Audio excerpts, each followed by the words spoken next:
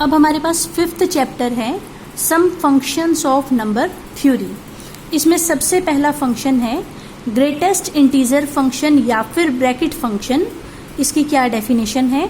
मान लो x कोई भी रियल नंबर है, then the largest integer which does not exceed x is called the integral part of x and is denoted by this. इसको मैं explain करती हूँ कि ये क्या चीज है। देखो, this is a function from r to z। इसको सपोज मैंने r के किसी एलिमेंट x पर लगाया, जो आंसर आता है उसको हम ऐसे करके लिखते हैं और इसको बोलते हैं इंटीग्रल पार्ट ऑफ x। और इसका मतलब क्या होता है? इसका मतलब होता है largest integer less than equal to x। मतलब कि x से छोटे या x से लेस देन इक्वल टू जितने भी इंटीजर्स हैं उन सब में से सबसे बड़ा। ठीक है, रिपीट कर रही हूँ। इस फंक्शन का नाम होता है greatest integer function. So greatest integer function, this is a function from r to z defined by, इसको हमने r के किसी एलिमेंट x पर लगाया और जो आंसर आया उसको हम कैसे लिख रहे हैं? ऐसे करके। और इसको पढ़ते हैं इंटीग्रल पार्ट ऑफ x। और इसका मतलब होता है कि x से लेस देन इक्वल टू जितने भी इंटीजर्स हैं उन सब में से सबसे बड़ा। जैसे कि मान लो मैंने x ले लिया 6.8, ठीक है। अब मुझे x के ऊपर ये फंक्शन लगा के ये जो आंसर आया है वो बताना है, ठीक है। x का मुझे ये बताना है आंसर कितना आएगा। अब इसका क्या मतलब है कि 6.8 से लेस देन इक्वल टू जितने भी इंटीजर्स हैं, 6.8 से लेस देन इक्वल टू कौन कौन से इंटीजर्स हैं? 6, 5, 4, 3, 2, 1, 0, -1, -2, -3 एंड सो ऑन।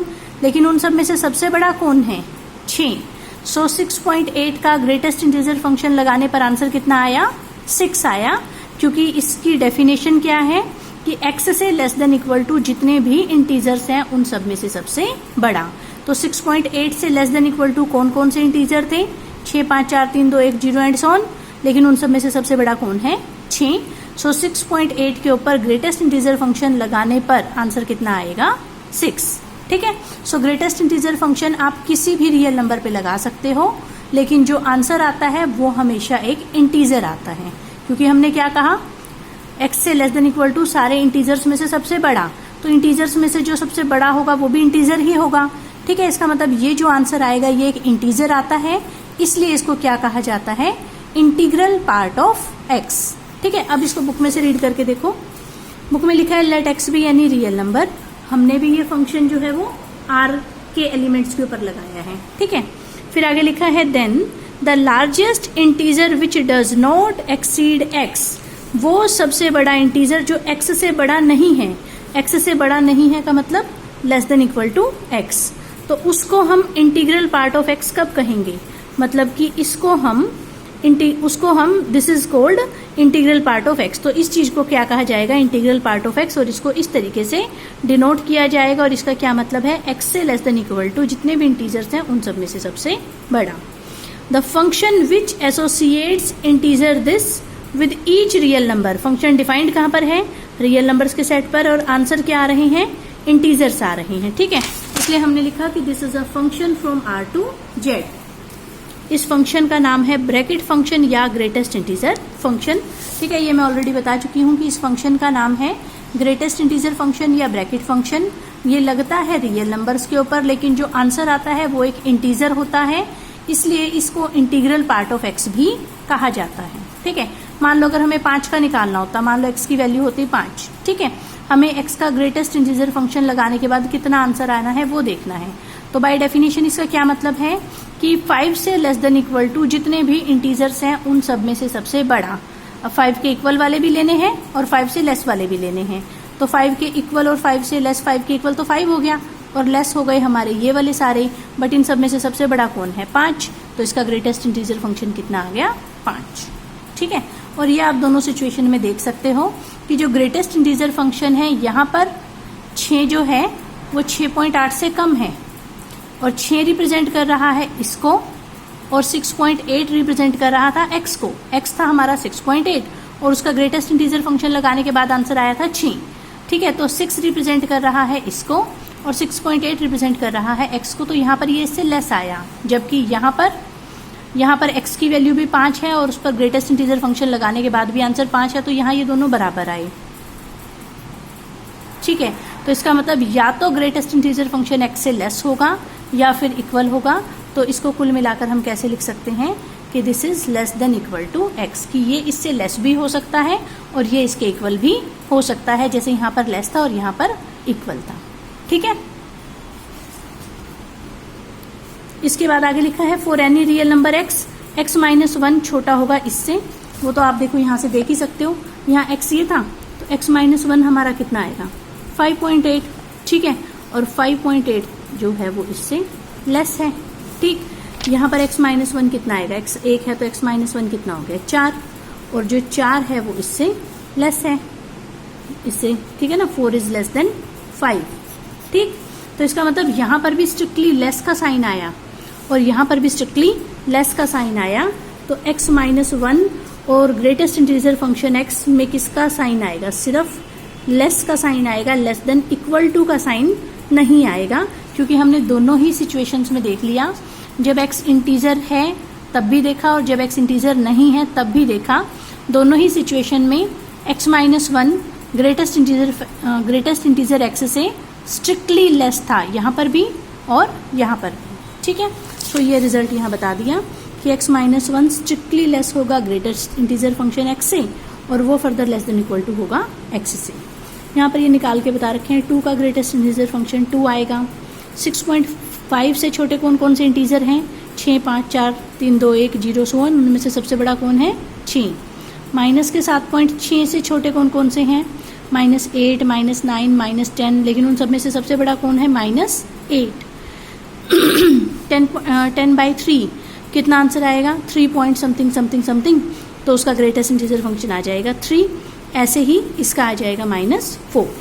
इसके बाद ये रिजल्ट है कि अगर x इंटीजर है तो उसका ग्रेटेस्ट इंटीजर फंक्शन उसके बराबर ही आएगा। ये मैंने आपको यहाँ करके भी बताया है कि अगर x 5 हो तो x का ग्रेटेस्ट इंटीजर फंक्शन भी 5 आएगा। इस सिचुएशन में ये इक्वल आते हैं अगर x एक इंटीजर हो तो। Greatest integer function this is the largest integer less than equal to x, ये तो इसकी डेफिनेशन ही है। ठीक है, देयरफॉर x इज इक्वल